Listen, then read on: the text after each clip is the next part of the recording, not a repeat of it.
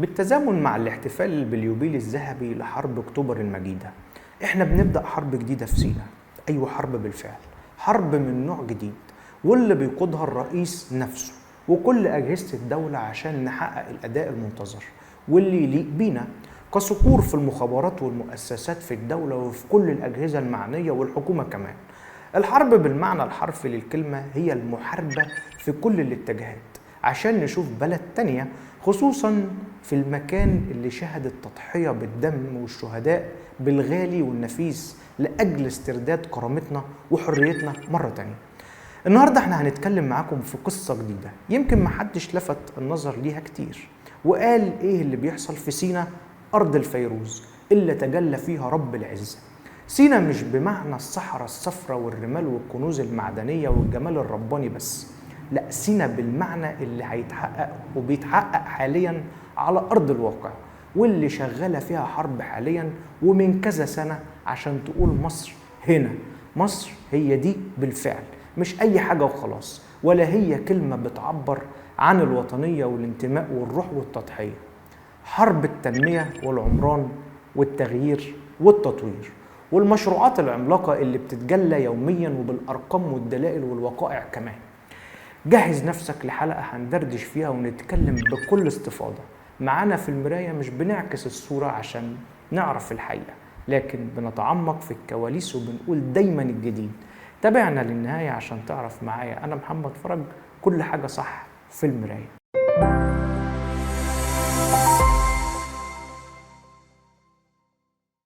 واحنا بنبدأ حلقتنا وبنقول بسم الله الرحمن الرحيم، نجاوب على السؤال: هو في حرب في سيناء فعلا يا ريس؟ الحرب حضرتك مش مجرد أسلحة ومين بيضرب في مين. الحرب هي الحرب الفكرية، وحرب التنمية والعمران، وحرب تشغيل العقول، واللي بدأت مع عهد النظام الحالي اللي ما حاولش يقف في مكانه ويبني بس بشكل مركزي، لا ده بص بزاوية 360 درجة على كل الجمهورية وراح لكل الأطراف عشان يطهر الإرهاب وعشان التطوير ما يبقاش محدود، ويبدأ مسيرة جديدة من حرب تغيير الثوابت البالية اللي كانت عند القيادات اللي فاتت، واللي من خلالها رفضوا يبصوا على المكان الخالد المقدس اللي بدأت منه الحرب وانتهت فيه وفرحنا فيه بانتصارنا الأعظم واللي عدى عليه 50 سنة، والنهاردة بنحتفل باليوبيل الذهبي للعبور والملحمة العظيمة. سيناء بقى كانت فين وبقت دلوقتي فين؟ الوضع في سيناء مش أرض عبور ولا معارك، وما بقتش أرض فضا سهل إن أي حد يستولى عليها. لا يا ريس، دلوقتي في عبور جديد بالتنمية والعمران وإجراء مشروعات تنموية لزيادة عدد السكان في سيناء، والمشروعات الزراعية هي الأساس في ده. توسيع قناة السويس أهم شريان ملاحي في العالم، العوائد فيها قربت على الضعف، بعد ما كانت 5 مليار دولار بقت 9 مليار دولار. كمان تم تطوير مطار العريش وعمل خط سكة حديد بينقل البضائع من طابة للعريش، وبيتم التصدير من العريش. في مدن جديدة اتنفذت حضرتك، ومشروعات بنية أساسية وطرق وليلة كبيرة سعادتك. انت أنجزت كمان في مشروع رهيب، وهو تنقية 5 مليون متر مكعب من المية في محطة تنقية بحر البقر، وكل اللي فات ده على سبيل المثال لا الحصر. النقطة بقى دي هنتكلم فيها عن المشروعات طويلة الأجل اللي تم. التنمية شملت تدشين أنفاق أسفل قناة السويس، كمان تم استصلاح حوالي 450 ألف فدان على مياه الصرف الصحي، وده بعد معالجتها. عدد كبير من السكان هيروح يعيش على المساحة دي، وده بعد تطهير بحيرة البردويل. كمان عندك مشروعات ومصانع للتلج والفوم عشان تصدر لأوروبا بشكل دوري.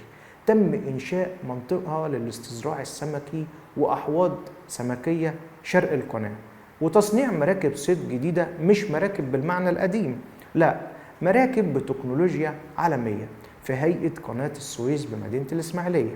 في كمان مصانع أسمنت أثبتت نفسها وجودتها العالمية في سيناء، ومصانع للرخام عشان نصدر لبره ونحصد العملة الصعبة. كمان في تطوير رهيب في ميناء العريش عشان يكون أحد أفضل المواني العالمية. عندك كمان القوات المسلحة نفذت ما يقارب 80 ألف وحدة سكنية في سيناء ومحور تنمية القناة. وعملت سلسلة لمدن جديدة ومشروعات المياه وصلت لطاقة استيعابية 70,000 متر مكعب بخطوط عملاقة وصلت في كل حتة وامتدت لغاية شرم الشيخ. كمان مشروع مخرات السيول لمواجهة السيول في سيناء تم بفضل الله. ضيف على كده تطوير قدرات ميناء العريش وميناء الطور لتنمية المحور نفسه. كمان في محطات تنقية مياه ثلاثية بتستهدف زراعة 500,000 فدان في سيناء الحبيبة. ايه أهمية تعمير الظهير الصحراوي على الصعيد الأمني؟ بص يا ريس، سيناء جزء مهم جدا من المشروع الوطني. احنا بنحاول في مصر نبني مجتمعات عمرانية جديدة، مش مجتمع مركزي واحد في نص البلد وخلاص.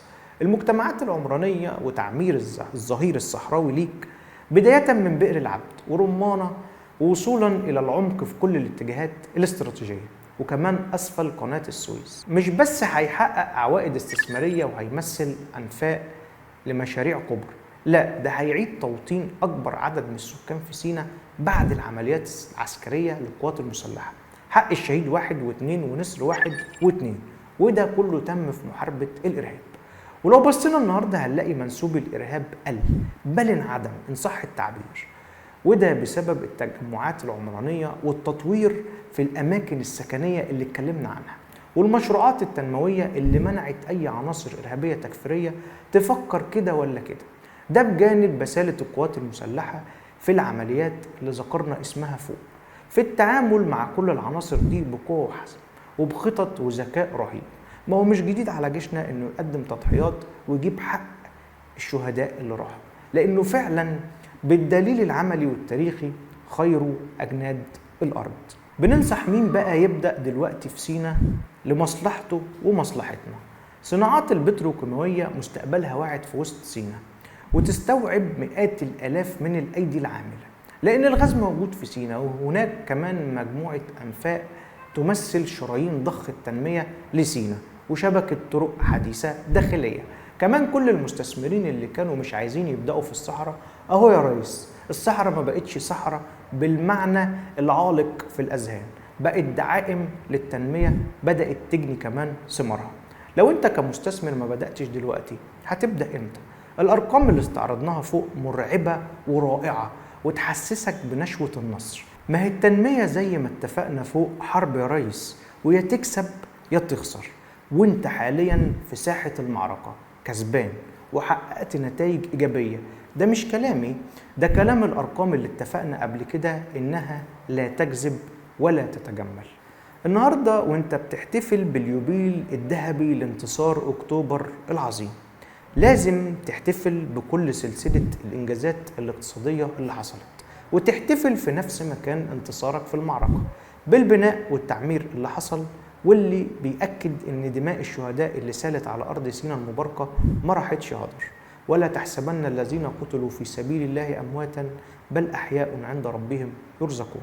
واستكمال الآية فرحين بما آتاهم الله من فضله، هم فرحين حاليا بفضل الله، وانت لازم تفرح بانتصارك على الأرض اللي شهدت المعركة، انتصارك بعد هزيمة وحرب استنزاف، انتصارك بأن شهدائك في الجنة بإذن الله وكرمه وفضله، وانتصارك دلوقتي بالعمران والتنمية والعظمة اللي بتعملها مصر وجيشها. مصر وجيشها فعلا بيعملوا عظمة يا جماعة، ومش أي حاجة تتقال نصدقها، لازم ندور ورا الكلام قبل ما نصدقه ونجيب الأرقام والإحصائيات قدامنا زي ما عملنا.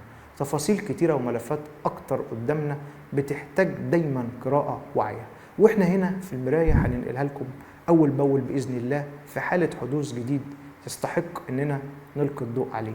ولو كنت مشرفني بالمتابعة لغاية هنا ما تنساش تقول لنا رأيك في التعليقات بخصوص موضوع النهاردة، ما تنساش تعمل لايك للفيديو عشان يوصل لأكبر عدد ممكن. فريق عمل المراية يتشرف بمتابعتكم على صفحتنا على الفيسبوك، ولو بتشوفنا على اليوتيوب اعمل سبسكرايب ولايك، ولو عجبتكم الحلقة ما تنسوناش في الدعم والشير. سلام عليكم ونشوفكم دايما على ألف خير.